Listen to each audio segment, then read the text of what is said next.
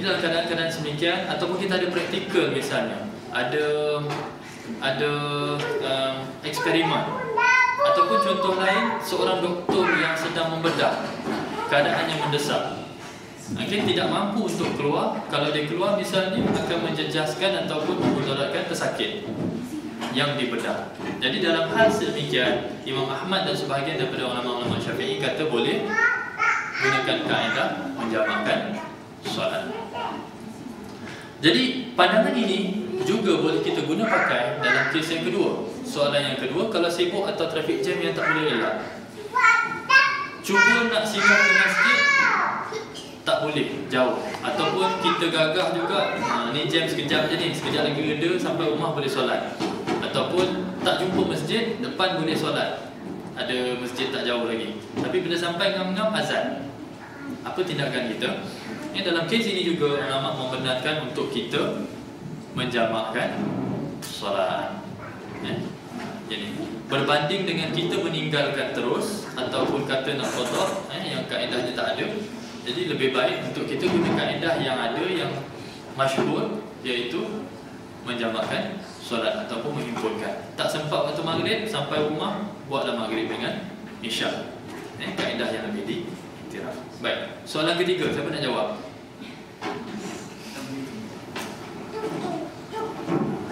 Sungguh pun Rasulullah buat begitu sana begitu, ataupun menjamakkan solat tanpa sebab yang tiga tadi.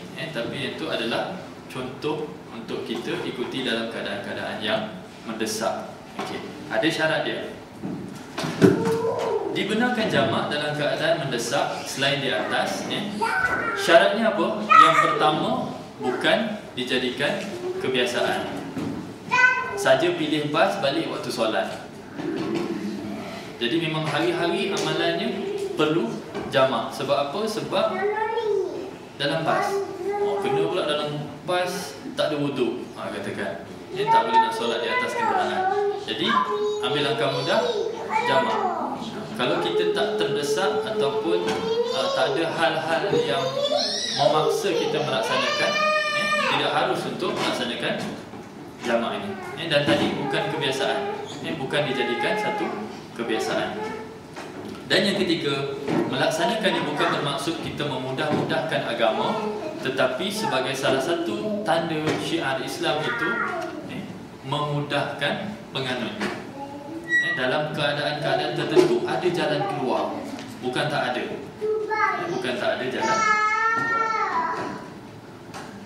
Ada beberapa contoh lain. Misalnya ketika Ibnu Abbas berpidato, selepas kewafatan Rasulullah tu ada satu masa Ibnu Abbas berpidato sehingga melangkaui waktu solat. Pidato beliau berkaitan dengan maslahat umat Islam. Allah Alam, mungkin keadaan pada masa itu kalau dia stop, maksudnya maslahat tu tak settle, cerita tu tak habis. Jadi perlu berpidato sampai habis. Jadi sahabat-sahabat ingatkan Ibnu Abbas tentang solat.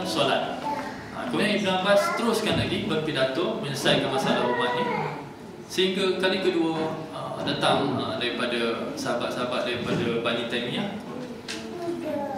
Bani Taimiyah pula, Bani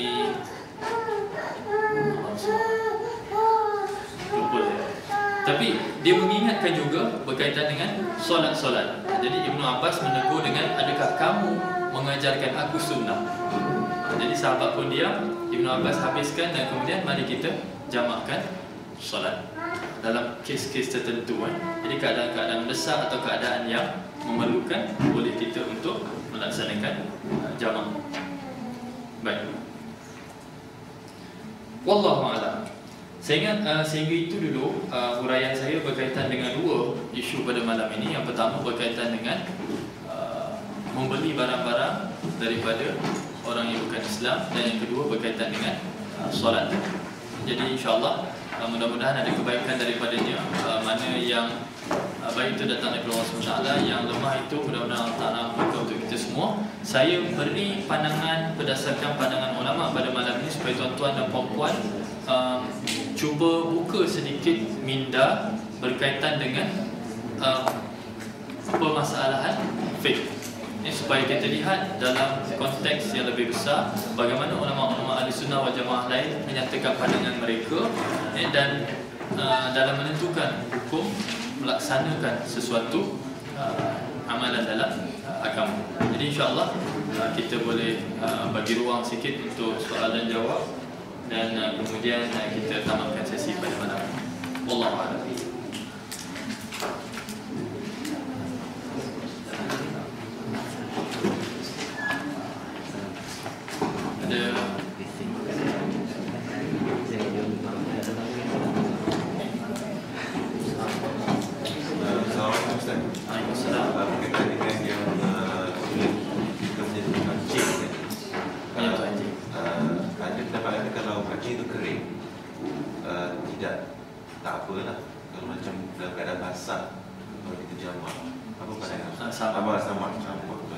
Sentuh anjing jamak solat. Siapa ada jawapan? Ini baik kali dengar lah kot. Ya, kali nak try. Berkaitan dengan sentuh anjing. Jadi basah sepakat. Misalnya kita menyentuh air liur ataupun anjing tersebut dalam keadaan basah, kita akan perlu menyamak, bukan menjamak. Tapi dalam keadaan kering, ada sebilangan ulama yang mengatakan tidak perlu untuk kita menyamak. Manakala sebahagian lagi mengatakan kita perlu menyamak sebab kita menyentuh anjing tersebut. Jadi ada dua kaedah di sini boleh kita guna pakai. Dan biasanya kalau kita was-was tengok anjing itu lalu nampak macam basah, mungkin kulit bulu dia berkilat dan sebagainya, menyentuh. Kalau kita rasa tu, kita balik dan sama saja. Itu keadaan yang paling mudah. Tapi yang soalan tambahan biasa orang tanya, kalau anjing tu gesek-gesek kat kereta kita, apa kita nak buat? Gosok-gosok kat kereta, gosok-gosok kat pagar rumah. Ataupun kita duduk pergi pasar, anjing gosok-gosok dekat stroller anak kita. Kencing. Kencing satu hal lagi. Adakah kita perlu sama?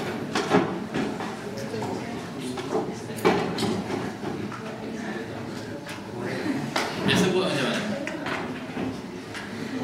Okey, kalau kereta ni benda-benda yang kita tak gunakan untuk ibadah misalnya, tak perlu untuk kita sama. Macam isu tayar kereta lah. Tayar kereta kena kencing, cukup dengan kita simbah dengan air, najis tu tak merebak, khalas. Tak perlu untuk kita cuci sama. Kemudian baru kita yakin bersih benda tu. Tidak perlu sehingga begitu. Apa lagi isu berkaitan? Itu juga. Jadi saya janji kalau ada invitation daripada rakan-rakan yang lain Islam. Okey, tadi saya lupa nak sebut yang tu. Terima kasih banyak sebab menyebut. Kalau ada invitation daripada rakan-rakan yang bukan Islam, tadi saya sebut tentang pengalaman. Invitation daripada rakan-rakan bukan Islam untuk datang makan. Satu isu. Yang kedua, kalau orang yang revert ke Islam, kembali ke Islam. Macam mana kalau di balik rumah keluarga dia? Sampai-sampai balik salam bapak dia letak sudu garpu sebab tengah makan. Salam. Dia ni Islam dah, bapak dia belum Islam. Abang makan apa tu? Ni babi goreng mak buat tadi. Seram dengar. Okeylah. Lepas tu cuci, letak dalam rak yang sama.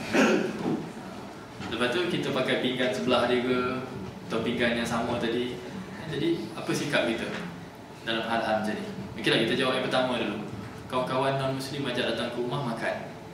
Sikap kita terhadap makanan satu, sikap kita terhadap suasana dan juga utensils. Macam mana?